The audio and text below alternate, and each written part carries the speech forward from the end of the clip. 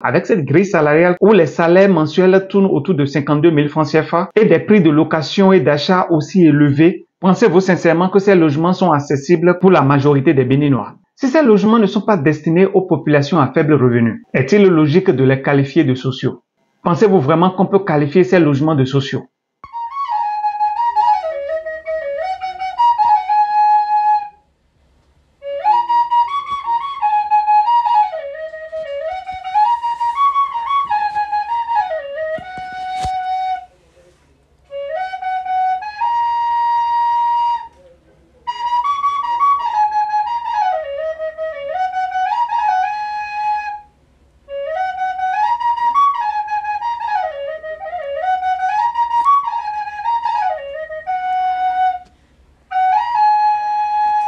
Je vais donc m'arrêter et déclarer lancer la commercialisation des logements économiques et sociaux de Ouedo. Enfin, les logements sont prêts pour location et acquisition. Le ministre du cadre de vie, M. José Didier Tonato, et le DG Simo ont procédé au lancement de la commercialisation des 20 000 logements de Ouedo. Ces logements bien modernes et esthétiques, ces constructions sont bien belles, à l'intérieur comme à l'extérieur. Oui, vous l'avez compris, à travers cette vidéo, je veux parler des logements dits sociaux construits par l'État béninois à Ouedo.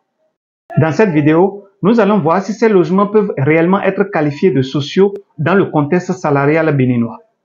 Et pour cela, je vais me permettre de comparer les salaires moyens des Béninois, leurs charges mensuelles et le coût de ces logements pour déterminer si réellement on peut les qualifier de sociaux.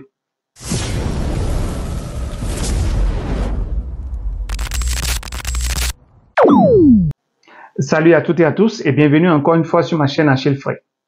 Je vais d'abord essayer de définir ce qu'on peut qualifier d'action sociale. La notion d'action sociale varie en fonction des contextes politiques, sociaux et culturels. En général, un gouvernement peut qualifier une action de sociale lorsque celle-ci vise à améliorer des conditions de vie et de bien-être des individus au sein de la société, en particulier des groupes vulnérables et marginalisés. Cela peut concerner des actions dans des domaines tels que l'éducation, la santé, l'emploi, le logement, la protection sociale ou encore la lutte contre les inégalités. Ainsi, pour qu'une action soit qualifiée de sociale, elle doit en principe viser à renforcer la cohésion sociale, améliorer l'accès aux ressources et aux services essentiels et contribuer à la solidarité entre les individus, en particulier les groupes vulnérables et marginalisés. Ceci dit, je voudrais qu'on jette un coup d'œil sur 3 points. Les salaires au Bénin, les charges mensuelles des Béninois, le coût des logements de Ouedo, et ensuite, ensemble, on fait une petite comparaison et analyse. Et c'est après tout ceci que vous me diriez si oui ou non, on peut qualifier ces logements de sociaux. Alors sans plus tarder, on se jette à l'eau. Le SMIG, entendez le salaire minimum interprofessionnel garanti au Bénin, est actuellement à 52 000 francs CFA par mois. Cela correspond au salaire de base pour de nombreux travailleurs dans les secteurs privés et publics.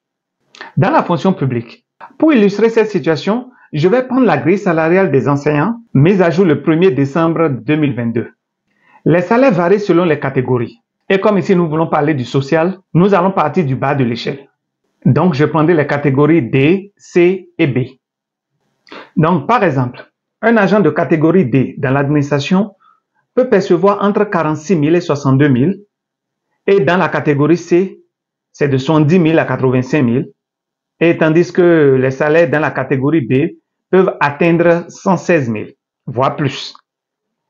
Aussi, comme vous pouvez le voir sur le tableau, si vous évoluez en échelon, vous pouvez gagner au plus 216 790 francs CFA à l'échelon 7. Je n'irai pas aux échelons 8, 9, 10, 11 et 12, parce que l'autre condition, c'est qu'il faut être à 15 ans, voire 17 ans de sa retraite, avant d'être qualifié. Donc, je ne pense pas que ceux-là qui sont dans cette catégorie-là, à partir du 8 jusqu'au 12, remplissent ces critères. Donc, si on doit procéder par élimination, vous convenez avec moi que les catégories D et C sont déjà éliminées. Cependant, la majorité de la population béninoise gagne bien moins que les fonctionnaires et doit composer avec des salaires qui peinent à couvrir leurs besoins quotidiens. Mais j'ai voulu prendre cet exemple des enseignants pour être raisonnable. Je sais que dans cette catégorie, on peut aussi classer les journalistes, les policiers, les militaires, etc. Bon, maintenant qu'on a vu les salaires, passons à l'étape suivante. Parlons des dépenses courantes. Les Béninois doivent gérer les besoins mensuels essentiels. Alimentation, transport, éducation des enfants, soins de santé, etc. La majorité des revenus sont consacrés à ces postes de dépenses. Et nous savons très bien combien les choses coûtent cher aujourd'hui. Même l'éducation est chère. Je ne vais pas oublier les charges imprévues ou exceptionnelles, telles que les frais d'urgence médicale ou d'entretien de la maison. Maintenant, passons au coût des logements dits sociaux. Passons maintenant au prix des logements. Ces logements dits sociaux du type A, à partir de 43 700 000 francs CFA en achat comptant ou 299 000 francs CFA par mois sur 17 ans. Type B et C, à partir de 44 200 000 francs CFA en achat comptant ou de 302 000 francs CFA par mois sur 17 ans. Le type C3, à partir de 43 700 000 francs CFA en achat comptant ou à 298 000 francs par mois sur 17 ans. Type D, oui, parlons du type D parce que c'est celui qui est le moins cher et ils ont bien précisé que c'est uniquement réservé pour les fonctionnaires parce que bon, ok, selon eux, c'est ce qui est raisonnable pour les fonctionnaires. Alors, ces logements du type D sont à partir de 22 880 000 francs CFA en achat comptant ou de 97 000 francs CFA par mois sur 25 ans. Déjà, si on dit de payer sur 25 ans, c'est que cela nous limite déjà au 4e échelon.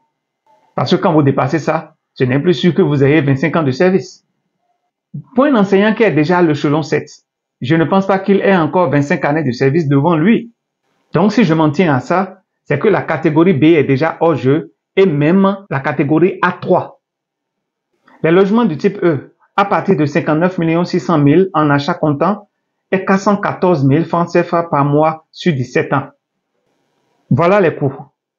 Maintenant, faisons cet exercice de comparaison et d'analyse.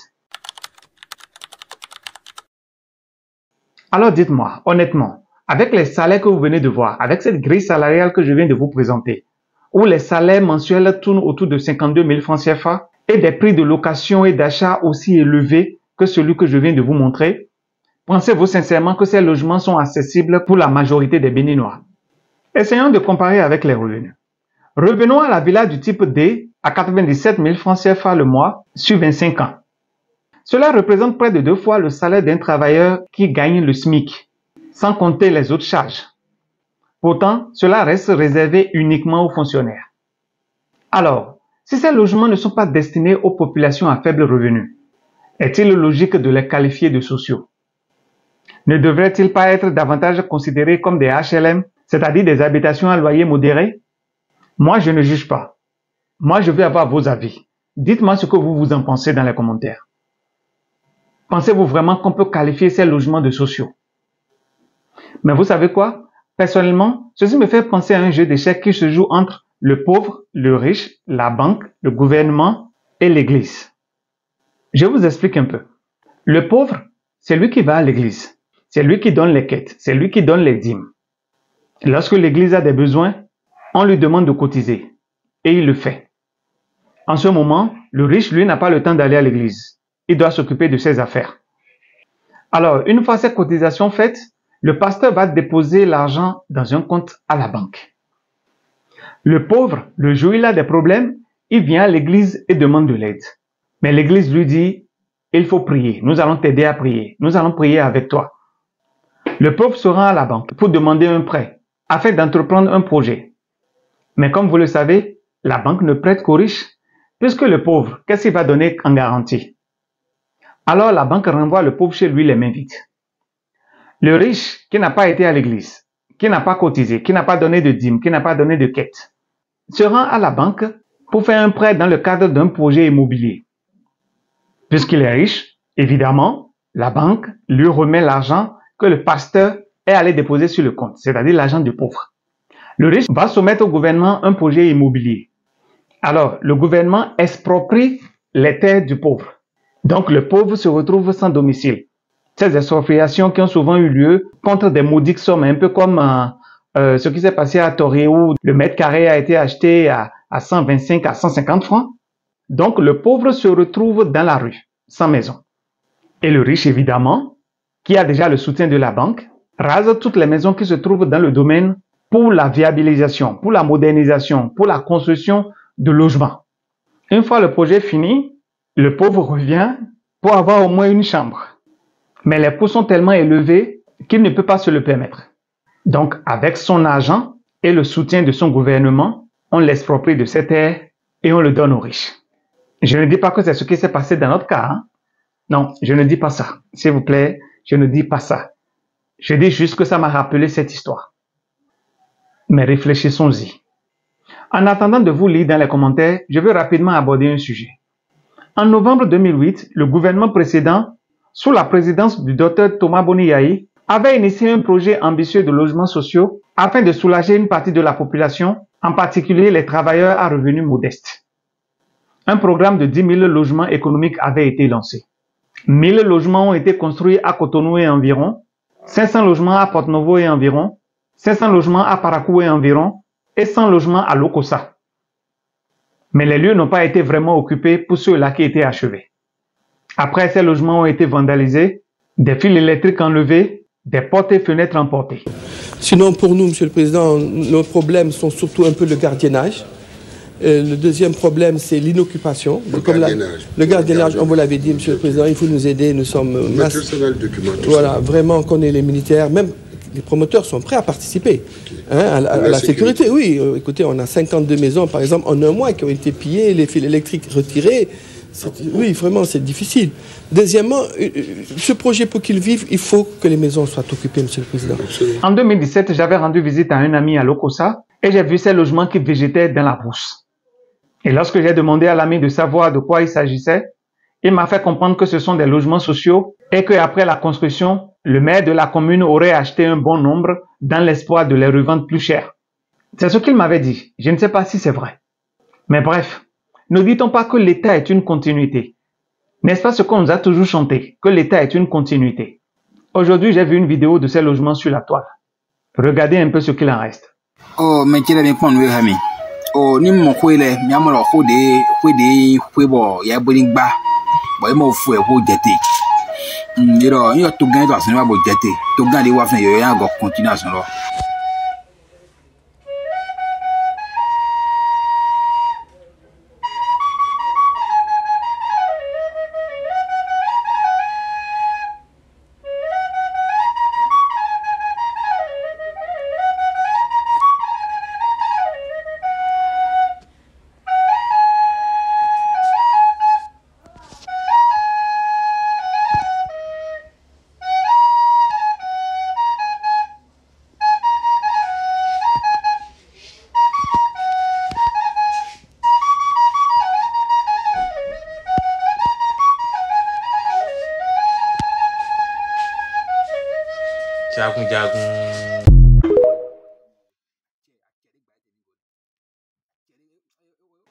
Comme vous venez de le voir, le projet a laissé place à l'invasion de mauvaises herbes et à une dégradation avancée des infrastructures avec des murs et des portes laissés exposés aux intempéries.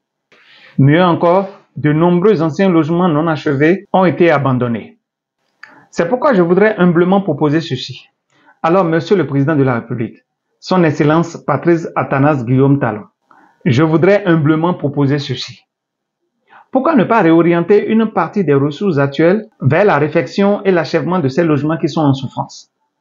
Ne serait-il pas plus pertinent de finaliser ces anciennes constructions et d'en faire bénéficier des Béninois qui n'ont pas la possibilité de s'offrir les logements de Wedo? Cela permettra de donner un toit à ceux qui en ont besoin, tout en sauvant les investissements déjà réalisés. Puisque honnêtement, disons-nous la vérité, ces nouveaux logements qui ont été mis en place sont, à mon avis, loin d'être accessibles pour le Béninois moyen. Que ce soit pour la location ou l'acquisition, les coûts sont exorbitants. Et ceci rend évidemment ces logements inaccessibles à la majorité des Béninois. Monsieur le Président de la République, Son Excellence Patrice Athanase Guillaume Talon, pour que le projet de Wedo connaisse un succès, il faut que les logements soient occupés. C'est vrai que le porte-parole du gouvernement dans sa dernière sortie nous a rassuré que beaucoup de personnes se bousculent déjà pour acquérir ces logements. Monsieur Ngbeyi. Oui, monsieur Soumou. Entre nous. Oui. Entre nous. Essayons de regarder la réalité en face. Enfin, ceux qui peuvent se permettre au-delà de 100 000 de loyer par mois fonctionnaires ou travailleurs publics. Oui. Vous pensez qu'ils sont... Ils représentent quel pourcentage en dessous de 1 sur voilà, l'effectif des fonctionnaires? En fait, la question, c'est de savoir si il ne serait pas intéressant au-delà des 10 000, puisque l'objectif initial, c'était 20 000. Donc, il y a encore de la marge. De prévoir des logements aussi pour des catégories de gains petits ici. En définitive, vous soutenez que ces logements ont vraiment une valeur sociale. Puisque c'est sur ça que les Béninois vont vous juger. Et vous n'avez pas idée de combien de gens ont postulé? Vous n'avez pas idée. Et c'est ceux qui ont... On ne sera même pas capable de satisfaire tout le monde. Si c'est vrai, alors c'est une bonne nouvelle. Pour conclure, je dirais qu'il est clair que malgré la modernité et la beauté de ces logements, leur coût élevé rend leur accès extrêmement difficile pour les Béninois moyens. Mais bon, vous êtes déjà à la fin de votre mandat, sinon j'allais suggérer qu'on revoie un peu la politique du logement social pour qu'elle réponde véritablement aux besoins de tous. Alors, quant à vous, chers internautes, qu'en pensez-vous? Le gouvernement devrait-il revoir les prix et les critères d'accès à ces logements? Partagez vos avis dans les commentaires. Merci d'avoir suivi cette analyse. Si vous avez trouvé cette vidéo utile, n'oubliez pas de la liker, de vous abonner et de la partager. À bientôt pour de nouvelles discussions. Merci. Ciao.